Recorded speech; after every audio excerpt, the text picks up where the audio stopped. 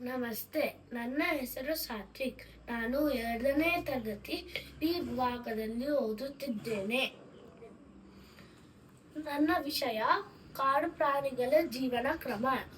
ಕಾಡು ಪ್ರಾಣಿಗಳು ಕಾಡು ಮತ್ತು ನೈಸರ್ಗಿಕ ವಾಸಸ್ಥಳಗಳಲ್ಲಿ ವಾಸಿಸುತ್ತವೆ. ಎಲ್ಲ ಜೀವಿಗಳಂತೆ ಕಾಡು ಪ್ರಾಣಿಗಳಿಗೂ ಜೀವನ ಚಕ್ರವಿದೆ. ಜೀವನ ಚಕ್ರ ಎಂದರೆ ಅದು ಹೇಗೆ ಹುಟ್ಟುತ್ತದೆ, ಬೆಳೆಯುತ್ತದೆ ಮತ್ತು ಬದುಕುತ್ತದೆ. ಉದಾಹರಣೆ, ಕಾಡಿನ ರಾಜ ಸಿಂಹ ಜೀವನ ಕ್ರಮ. ಸಿಂಹ ಒಂದು ಮಾಂಸಾಹಾರಿ ಪ್ರಾಣಿ. ಸಿಂಹದ ಸಂತಾನೋತ್ಪತ್ತಿ ಮರಿಗಳಿಂದ ಆಗುತ್ತದೆ.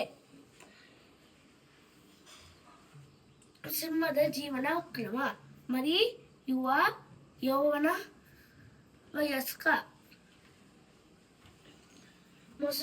ಮೊಸಳೆ ಜೀವನ ಕ್ರಮ: ಮೊಸಳೆ ಒಂದು ಮಾಂಸಾಹಾರಿ ಪ್ರಾಣಿ. ಮೊಸಳೆ ಸಂತಾನೋತ್ಪತ್ತಿ ಮೊಟ್ಟೆಗಳಿಂದ ಆಗುತ್ತದೆ. ಮೊಸಳೆ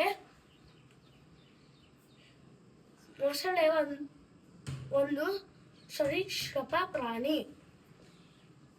ಕಾಡು ಪ್ರಾಣಿಗಳು 3 ಪ್ರಕಾರವಾಗಿ ವಿಂಗಡಿಸುತ್ತಾರೆ. 1. ಮಾಂಸಾಹಾರಿ: ತೋಳ, ಹುಲಿ, ಸಿಂಹ, ಚಿರತೆ. ಮಿಶ್ರಾಹಾರಿ: ನರಿ ಮತ್ತು ಕರಡಿ.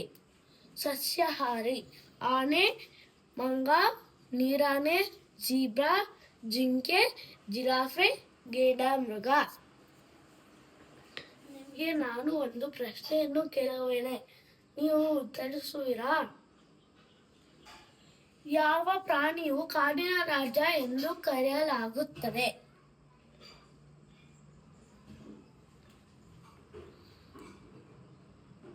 ಸಿಂಹ. ಸರಿ, ಧನ್ಯವಾದ.